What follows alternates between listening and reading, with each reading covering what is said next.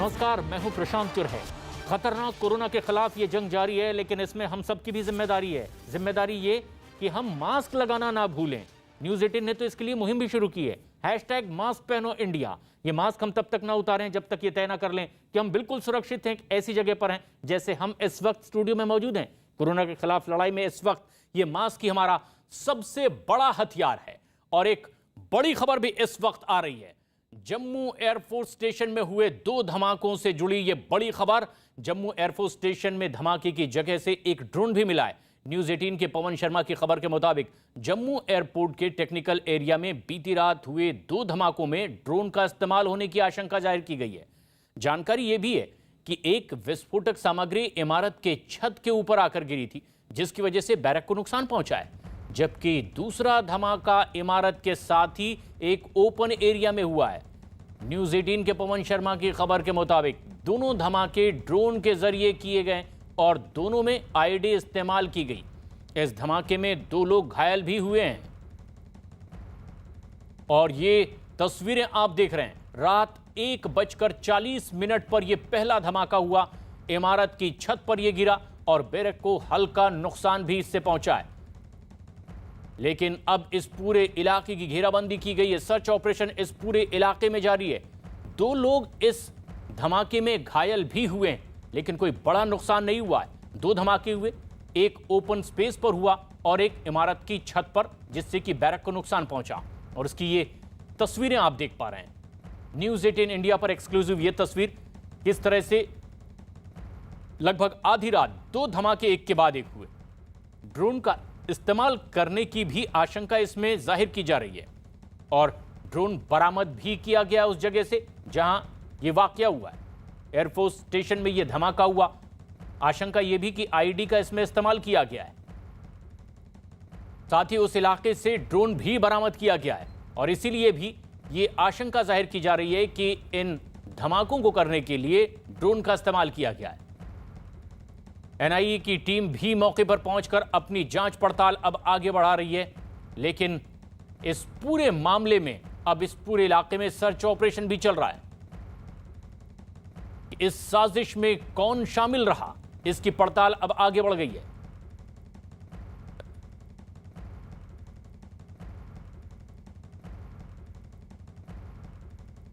और इस वक्त ताजा अपडेट के साथ हमारे सहयोगी नीरज हमसे सीधे जुड़ रहे हैं, दिल्ली में मौजूद हैं। साथ ही साथ समीर भट्ट जम्मू एयरपोर्ट से हमसे सीधे जुड़ेंगे और इसके अलावा तेजिंदर सोढ़ी भी जो जम्मू से हमसे सीधे जुड़ेंगे। नीरज, लेकिन क्या ताजा अपडेट इस पूरे घटनाक्रम में दिल्ली में किस तरह की हलचल और कौन से कदम उठाए जा रहे हैं? प्रशांत, अभी आपने जो तस्वीरें दिखाई वो तो हमारे सामने मौजूद हैं, लेकिन न्यूज 18 इंडिया से खास बातचीत करने के लिए शैलेंद्र सिंह हैं, कर्नल रिटायर्ड हैं, वो हमसे बातचीत करने के लिए इस धमाके को कैसे देखते हैं। ड्रोन से पहली बार आर्मी एस्टेब्लिशमेंट में, डिफेंस के एस्टेब्लिशमेंट में हमला हुआ है, जो एयरपोर्ट है एयरफोर्स का। जानते हैं कैसे देख रहे हैं आप लोग इस विस्फोट को? आतंकी साजिश है? इसमें तो खैर कोई डाउट है ही नहीं कि ये आतंकी साजिश जरूर है, लेकिन ज्यादा बड़ा कंसर्न है कि जो ड्रोन्स अब तक जिनके बारे में हम बात करते थे, और अगर अब पाकिस्तान टेररिस्ट को वो ड्रोन देकर भारत के अंदर अटैक करवाता है, ये एक मैटर ऑफ कंसर्न है। ये बहुत सीरियस मैटर ऑफ कंसर्न है। मैं तो ये कहूंगा कि भगवान बचाए इस बार पाकिस्तान को, कि अगर ये पाकिस्तान की इन्वॉल्वमेंट सीधी दिख जाती है, आई थिंक इंडिया बहुत बुरी तरह से इस बात को लेगा और ये पाकिस्तान और टेररिस्ट दोनों को बहुत महंगा पड़ेगा। क्योंकि जिस तरीके से हम अपने डिफेंस इंस्टॉलेशंस को प्रोटेक्ट करते हैं और अगर आप उसके ऊपर अटैक करने लगते हैं तो ये अपने आप में बहुत सीरियसली लिया जाएगा और इसका रिटेलिएशन इंडिया की तरफ से टेररिस्ट के ऊपर खासकर और पाकिस्तान तक जा सकता है। लेकिन इसमें अभी तक आधिकारिक तौर पे ये खबर आ रही है कि 2 लोग घायल हुए हैं और किसी के आधिकारिक तौर पे घायल होने की खबर नहीं है। लेकिन इस तरह का हमला बहुत हाई इंटेंसिटी तो नहीं होगा, लेकिन इस तरह के हमले क्या एक चेक करने के लिए भी किए जाते हैं आतंकियों की तरफ से, कि देखे कि वो कितनी तैयार है आर्मी के लोग या वायुसेना के लोग, या पूरा जो सुरक्षा व्यवस्था है उसमें किसी तरह की भूल चूक की जा सकते, हमले को अंजाम दिया जा सकता है। ये कई बार चेक करने के लिए भी किया जाता है, इस तरह के हमले जो बहुत हाई इंटेंसिटी के नहीं होते। देखिए, इंटेंसिटी तो खैर अभी हम ये डिस्कस ना करें तो अच्छा है, लेकिन अगर वो एक एयरफोर्स स्टेशन के अंदर आ सकता है ड्रोन, तो ये अपने आप में टेस्टिंग बेड नहीं है। मेरे हिसाब से ये एक टेस्ट कम रिजल्ट ओरिएंटेड है।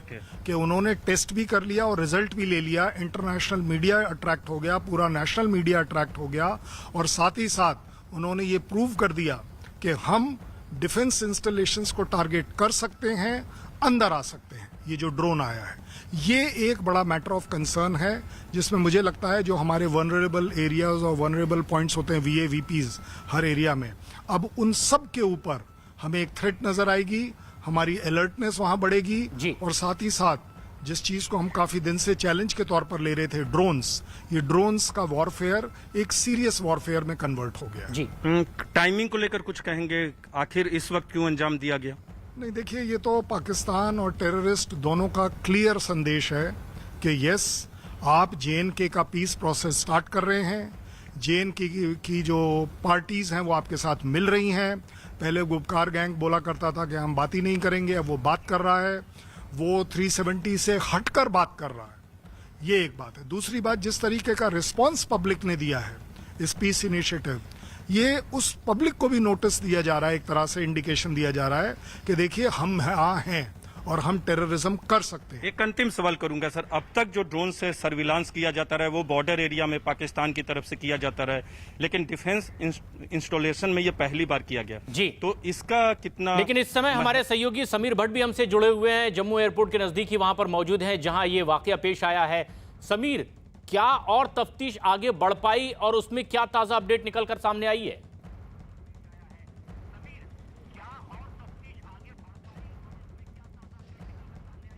देखिए, बिल्कुल तफ्तीश चल रही है। NI की टीम, NSG की टीम थोड़ी देर में यहाँ पे पहुँच रही है। कुछ लोग जो IF के ऑफिशियल्स, टॉप ऑफिशियल्स, वो भी अंदर गए हैं। आर्मी, सेना के ऑफिशियल्स गए हैं। फॉरेंसिक टीम लगातार सुबह से ही काम वहाँ पे कर रही है। जांच का दायरा बढ़ रहा है, और जो ड्रोन से हमला करने की बात जब से सामने आई है, तब से बहुत हड़कंप मच गया है। सिक्योरिटी एजेंसीज के लिए एक बहुत बड़ा बात हुई है कि किस तरह से एक सिक्योरिटी जोन में, जहाँ पे बिल्कुल टाइट सिक्योरिटी रहती है, इसका जो 14 और 15 किलोमीटर का जो दायरा है, ये बहुत लंबा दायरा है। इसमें सिविल एयरपोर्ट भी है, सिविलियन एयरपोर्ट जो है वो यहाँ पे है। यहाँ पे बहुत ज़्यादा सिक्योरिटी रहती है। इसमें किस तरह से ये हमला हुआ है, कहाँ से ये किया गया हमला, क्या एग्जीक्यूशन थी, कहाँ से क्या इसी हिंटरलैंड से ये किया गया, या बॉर्डर एरिया से ये एग्जीक्यूट किया गया है, क्योंकि बॉर्डर भी यहाँ से तकरीबन 20-22 किलोमीटर दूर है। तो जाहिर तौर पर एक बहुत ज़बरदस्त सीरियस चैलेंज उभर के सामने आया है। और इसकी पड़ताल के लिए समीर, अब कौन कौन सी जांच एजेंसियां हैं जो वहां पर पहुंच चुकी हैं? अब तक क्या जानकारी इस बारे में मिल पा रही है?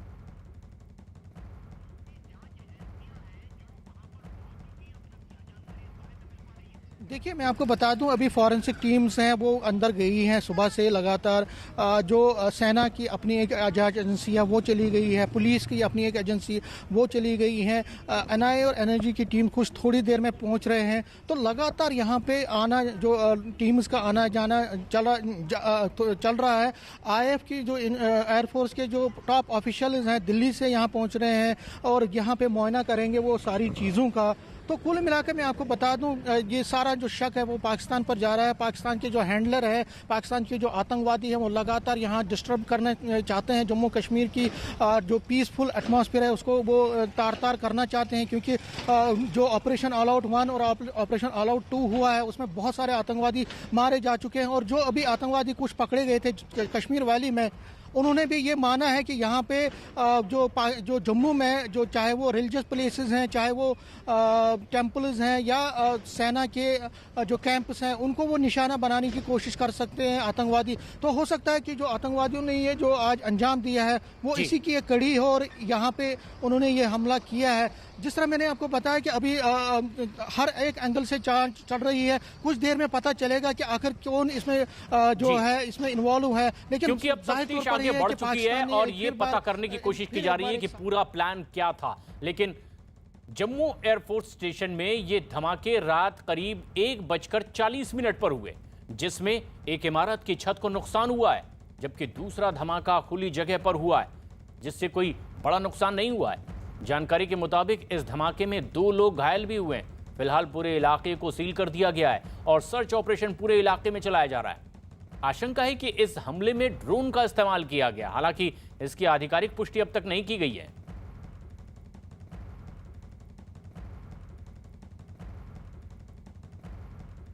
प्रवीण स्वामी हमारे सहयोगी इस वक्त हमसे सीधे जुड़ रहे हैं। प्रवीण, क्या और ताजा अपडेट मिल पा रही है इस पूरी घटना के बारे में?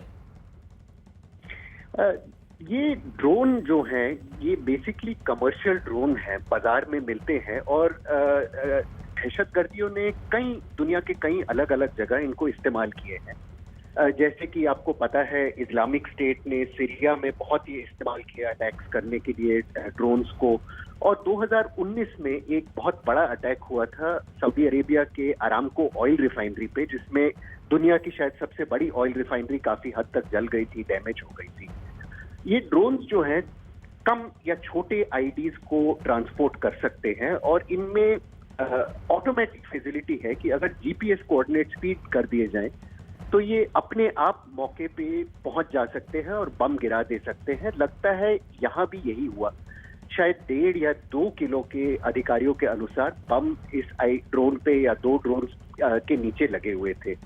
अब ये पहली बार है, ऐसी बहुत घटनाएं हुई हैं पिछले 2 साल में जब ड्रोन हथियार को या असले को ट्रांसपोर्ट करने के लिए। बिल्कुल, तो इस तरह की प्रवीण ये आशंका जाहिर की जा रही है, लेकिन तफ्तीश आगे बढ़ेगी। संदीप बोल हमारे सहयोगी भी हैं। संदीप, किस तरह की हलचल और दिल्ली में क्या खबर मिल पा रही है? देखिए, दिल्ली से वाइस चीफ को जो है वो अब जाना है, वो किसी वक्त जो है वहां पहुंच सकते हैं जम्मू।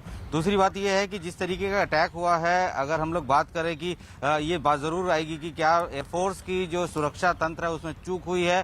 जाहिर सी बात है कि कहीं तो चूक हुई है, लेकिन जिस तरीके का पूरे एयरबेस, जितने भी भारत में एयरबेसेज हैं वहां पे सुरक्षा चौकस है, रडार सिस्टम है, लेकिन ये ड्रोन जो है इसका साइज इतना छोटा है कि और इसको जो है उस वक्त जो है पकड़ पाना किसी भी रडार के बस में नहीं होता अगर वो लो फ्लाइंग कर रहे होते हैं।